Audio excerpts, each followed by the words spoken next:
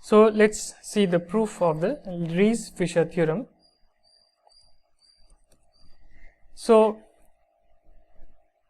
let Fn be a Cauchy sequence in L1 Rd. So here again I am writing Fn rather than the equivalence classes, because the meaning is quite clear, because we only have equality almost everywhere for the other representatives of the same class. So rather than writing box Fn, we are just writing Fn as any representative in the equivalence class. So if it is a Cauchy sequence in L1, so we have to show that there exists a complex measurable function f which belongs to L1 Rd, such that norm of Fn minus f in the L1 norm goes to 0 as n goes to infinity. So Fn Cauchy is a Cauchy sequence is the same as saying that for all given epsilon greater than 0, there exists a number n epsilon such that the norm of Fn minus Fm is less than or equal to epsilon for all n and m greater than or equal to this number n epsilon. So this is what a Cauchy sequence means in our case. And let me remark here that this does not imply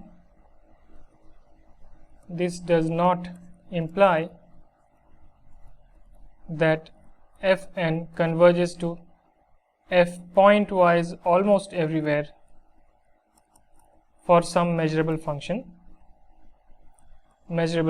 f.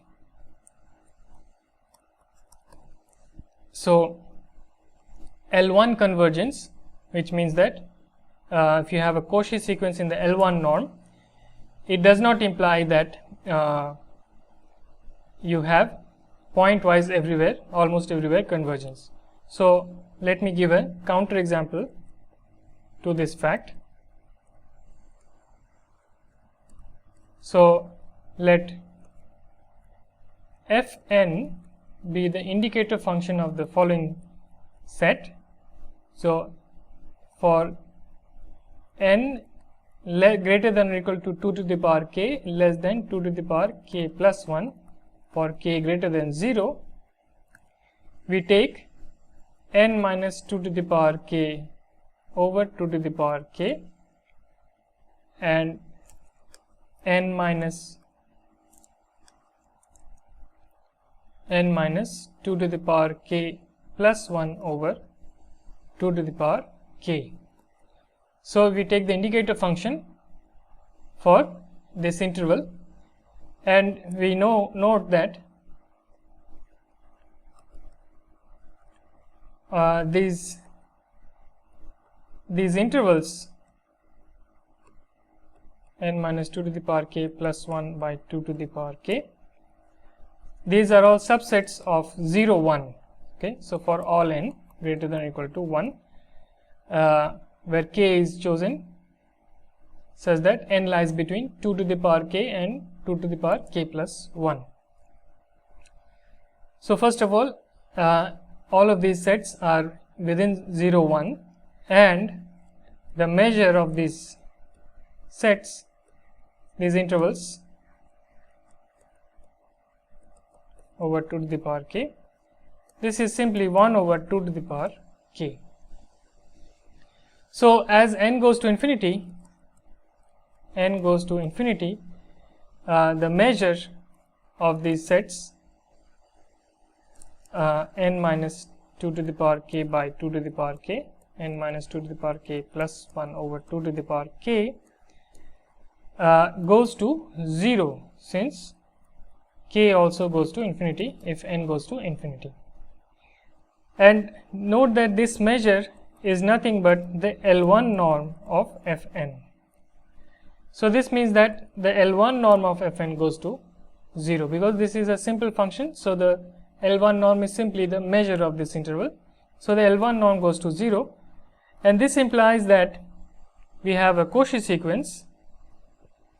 This sequence Fn n greater than or equal to 1 is Cauchy, but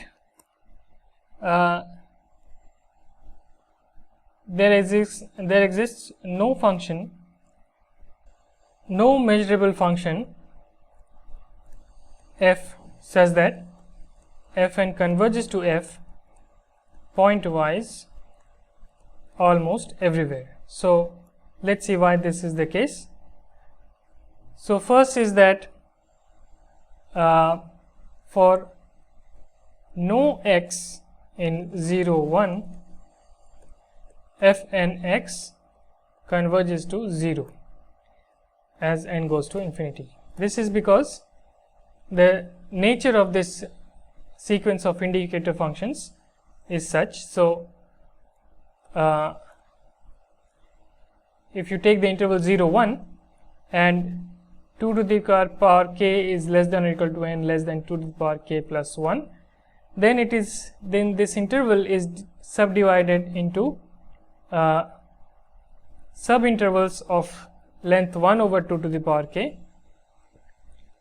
So like this, and then when n is 2 to the power k, this is so let me write it here. So this is chi 2 to the power k, this is f 2 to the power k, and then f 2 to the power k plus 1, then f 2 to the power k plus 2, and so on. And finally, when you have, sorry, here 2 plus 1 plus 2 and so on, and lastly the last sub interval is f 2 to the power k plus 1 minus 1. So you see that when n is between 2 to the power k and 2 to the power k plus 1 in the exponent, we have that the indicator functions moves from one to the next of these sub intervals, and then when n equal to 2 to the power k plus 1, if n equal to 2 to the power k plus 1, then it goes back here with a smaller interval right at the beginning of the interval 0 1. So here this is f 2 to the power k plus 1. So the indicator functions keeps moving from back and forth in the interval 0 1, and this is why it's called the typewriter sequence. Typewriter's sequence. I don't know if you have seen an old typewriter where you had to move back the lever to print again. So it is, this is why it's called the typewriter sequence, and this is why, because of this oscillation back and forth, this is the oscillation of these indicator functions back and forth, we do not have pointwise convergence. So this is just a heuristic argument, but you can always write down an explicit proof. So I'll leave it as an exercise. Write an explicit proof. Write an explicit proof for this fact that Fnx does not converge to 0 for any x. Now the second one is that suppose that Fn converges to some f pointwise almost everywhere. Then first of all, that f equals 0 outside 0 1, because Fn is 0 outside 0 1, and secondly f lies between 0 and 1 within the interval 0 1. So this is just from the nature of the sequence fn's.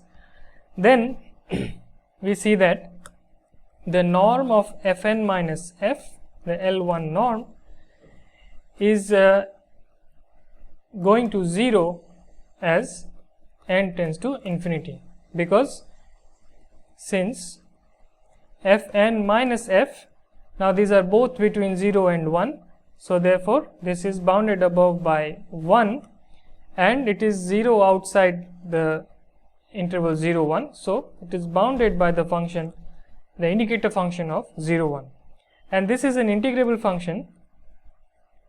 This is integrable, absolutely integrable L1 function, and so this implies by the dominated convergence theorem that implies that the norm of fn minus f L1 norm goes to 0. But we have already seen that the norm of fn goes to 0, and since we are in a metric space, it's always Hausdorff, so we cannot have two limits. This implies that f equals 0 almost everywhere, which is a contradiction from the previous part. So we see that even if you have a Cauchy sequence in L1 norm, it does not imply that it converges pointwise everywhere, almost everywhere, to a function f. So now that we have seen this counterexample, let's go back to our proof of the Riesz-Fischer theorem. So we have a Cauchy sequence in the L1 norm. Now, even though we do not have pointwise everywhere, almost everywhere convergence, we still can extract a subsequence which converges pointwise almost everywhere. So this is the idea for the proof. So going back to the proof,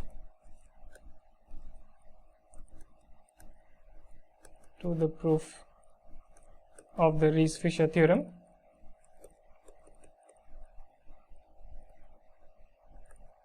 So the idea is to extract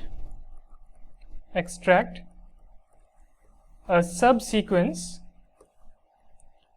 fnk of the sequence fn, which converges fast enough, and what do I mean by fast enough, I will make clear in a while. So which converges fast enough in the L1 norm. So this would imply that there exists a measurable function f such that f and k converges to f pointwise almost everywhere.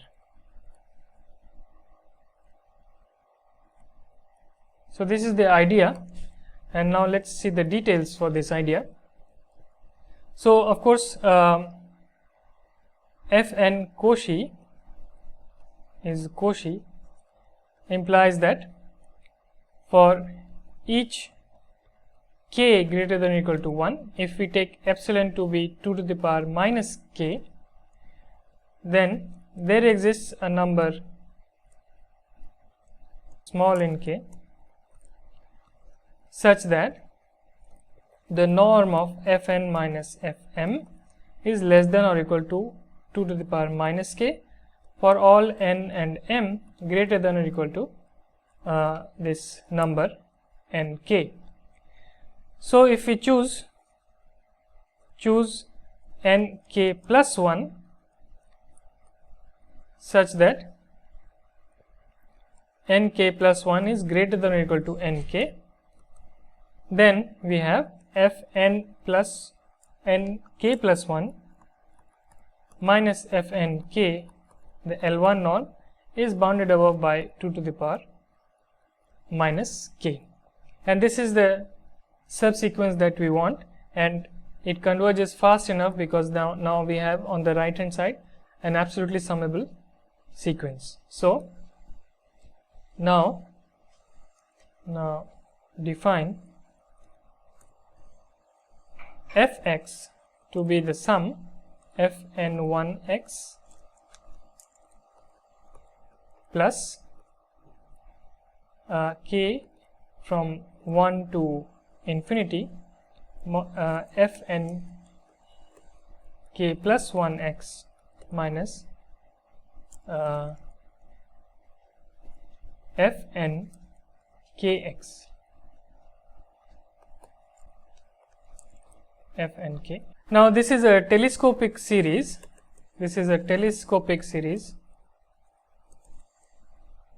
And if you look at the partial sums for this series, so for any capital N in N, if we take fn1x plus k equal to 1 to capital N fnk plus 1x minus fnkx, then this is nothing but simply fn capital N plus 1 of x.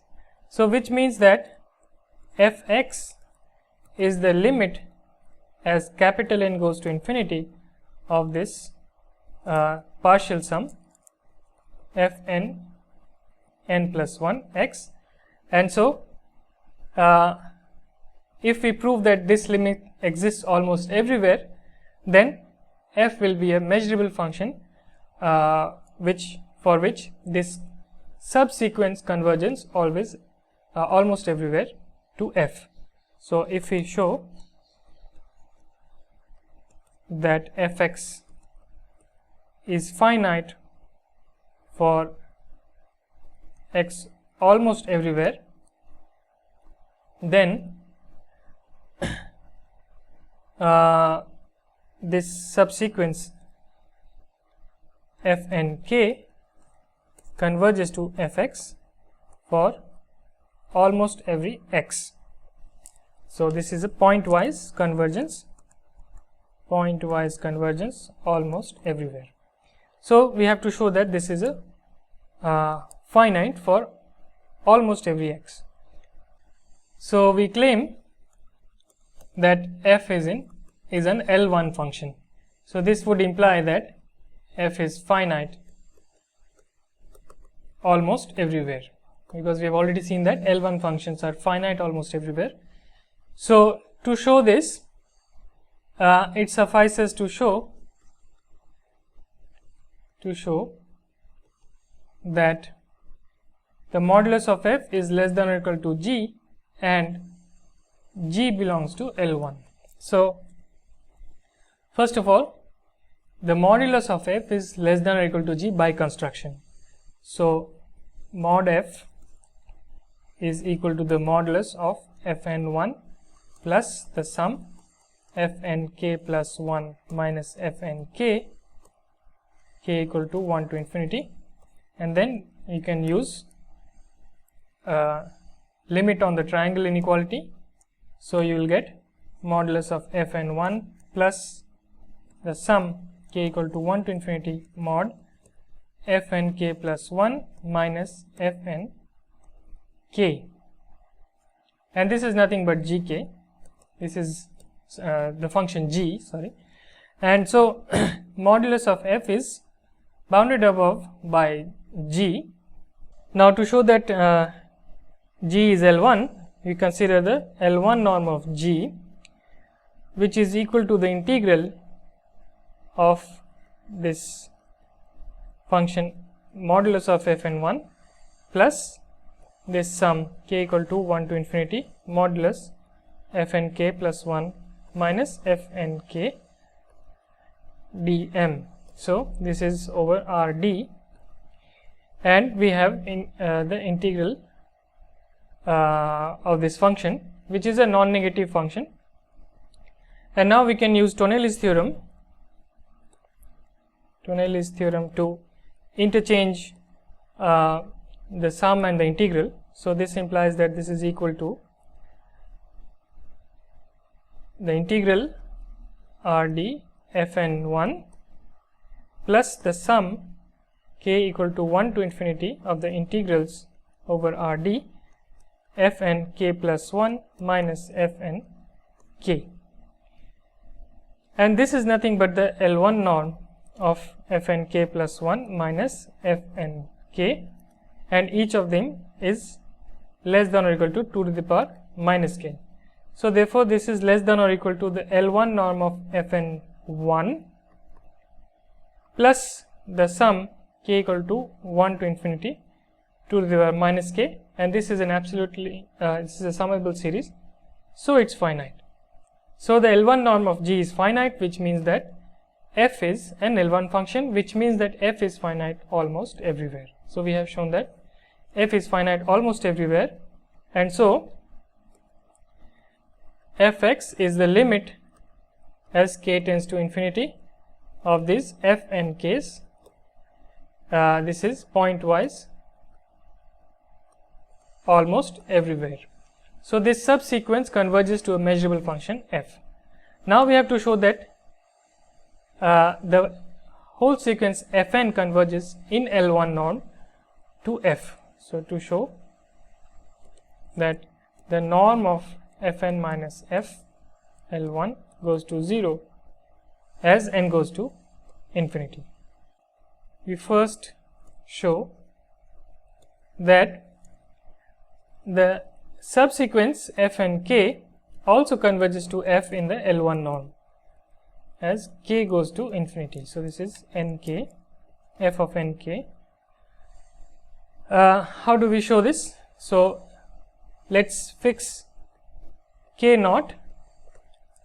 Then if you take fx minus f n k naught f of x, then this is nothing but modulus of the sum k equal to k naught plus 1 to infinity f n k plus 1 x minus f n k x,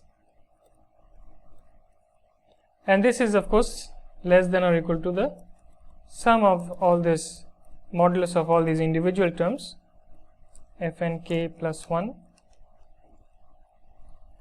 x minus f n k x, and this is less than or equal to the function g. So we see that f minus f n k is dominated by this function g, and this implies by the DCT, the dominated convergence theorem, shows that the norm of f minus f n k goes to 0 as k goes to infinity. So we have shown that the subsequence converges to the function f in the L1 norm. Now final step, finally we show that the norm of f minus fn L1 goes to 0. So given epsilon greater than 0, we choose a number n epsilon such that the norm of fn minus fm is less than or equal to epsilon by 2 for all n and m greater than or equal to n epsilon. This is by the Cauchy property of the sequence fn.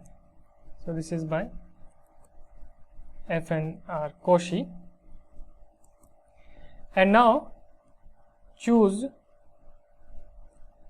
nk greater than or equal to n epsilon such that the norm of f minus fn k L1 is also less than or equal to epsilon by 2, and this we can do since the norm of f minus fn k goes to 0 as k goes to infinity. So we can choose our nk greater than or equal to this number n epsilon that we have chosen here, and we get a similar inequality. So finally, if you take the norm of f minus fn, so for any n greater than or equal to n epsilon, we have that f minus fn is less than or equal to, the norm is less than or equal to f minus fn k. So this is the chosen nk L1 plus fnk minus fn L1, and this is less than or equal to epsilon by 2, and also this second term is less than or equal to epsilon by 2 because both these terms are greater than or equal to n epsilon. Both these indices are greater than or equal to n epsilon, for which this holds by the Cauchy criterion. So this is epsilon, and finally we are done, and we have shown that fn converges to f in the L1 norm. So as a corollary of this proof, so this finishes the proof of the Riesz-Fischer theorem, but as a corollary we also obtain the important result that if fn minus f, the L1 norm, goes to 0 as n goes to infinity, then there exists a subsequence fnk such that fnk converges to f pointwise almost everywhere. So we can choose our fnk so that this is a pointwise almost everywhere convergence, and this is always true whether or not fn converges to f pointwise almost everywhere.